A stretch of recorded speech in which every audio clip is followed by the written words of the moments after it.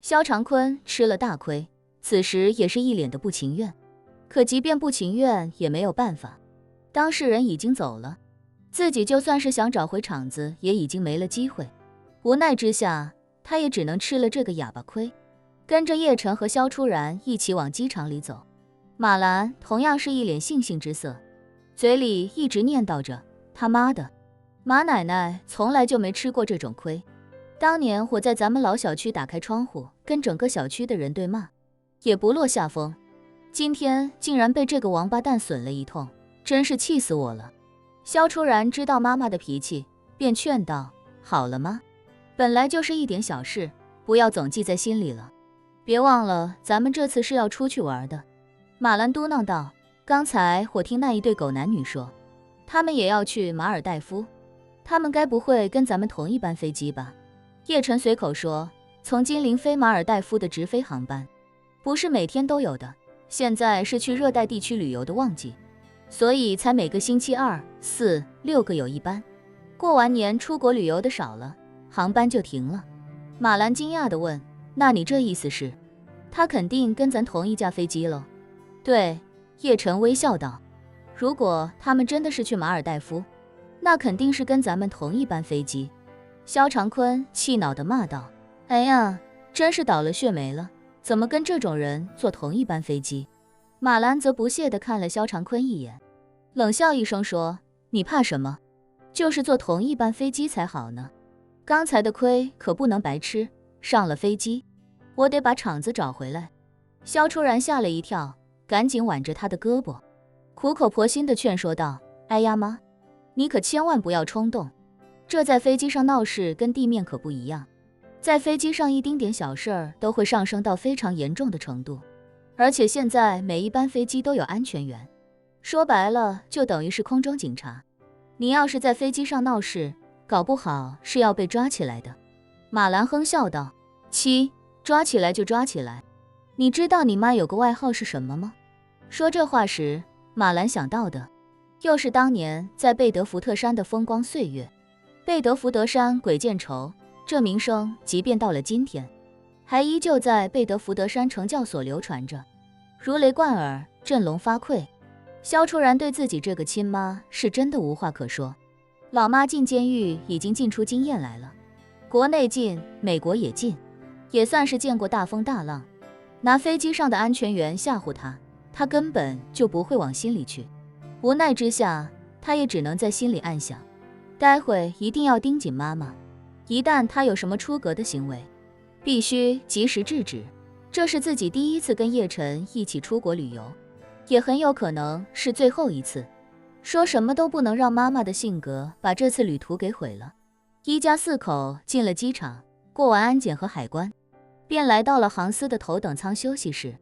豪华装修的休息室内，候机的人并不多，这是因为头等舱休息室跟贵宾休息室还不太一样，如果买的是普通的商务舱，或者是航空公司的高卡用户，他们只能去普通的贵宾休息室，而头等舱休息室就是专门为那些花了几万块钱，甚至10几万块钱购买一张跨洋头等舱机票的乘客准备的。几人出示登机牌之后，便被年轻的地勤服务人员带到了里面的沙发座。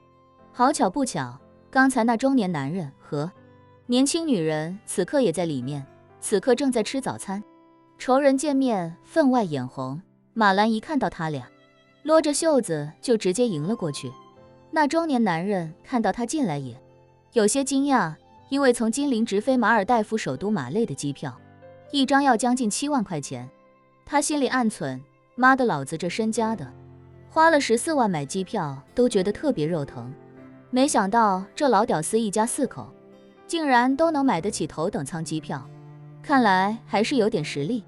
萧初然见马兰没落座，而是直奔那2人去了，想拦住他，可是没能成功。马兰的胳膊就像是抹了油，一个侧身甩臂就把萧初然的双手甩开，大步流星地朝着对方走去。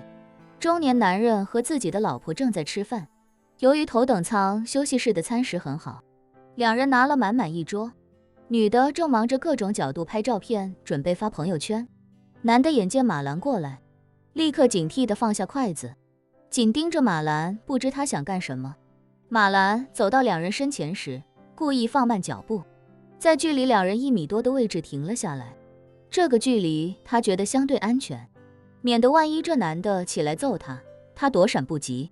肖长坤怕他吃亏，赶紧低声说：“老婆，你等我一下，我跟你一起去。”马兰不屑地摆摆手，淡淡道：“不用，马奶奶今儿要跟他俩单挑。”随后他抱着肩，一脸不屑地嘟囔道：“哎呦，这是第一次坐头等舱吗？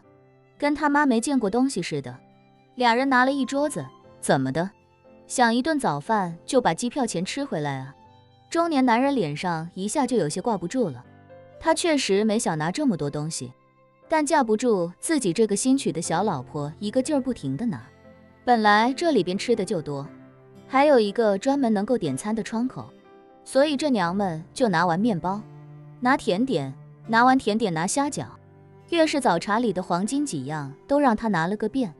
后来还让厨房给他煮了2碗云吞面。男人知道老婆也吃不完这么多东西，纯粹就是过瘾，拍朋友圈素材来了，所以被马兰这么讥讽，一时有些语塞。倒是身边的女人抬起头来，不屑地看着马兰：“又是你？我花了钱的，我拿多少东西跟你有关系吗？”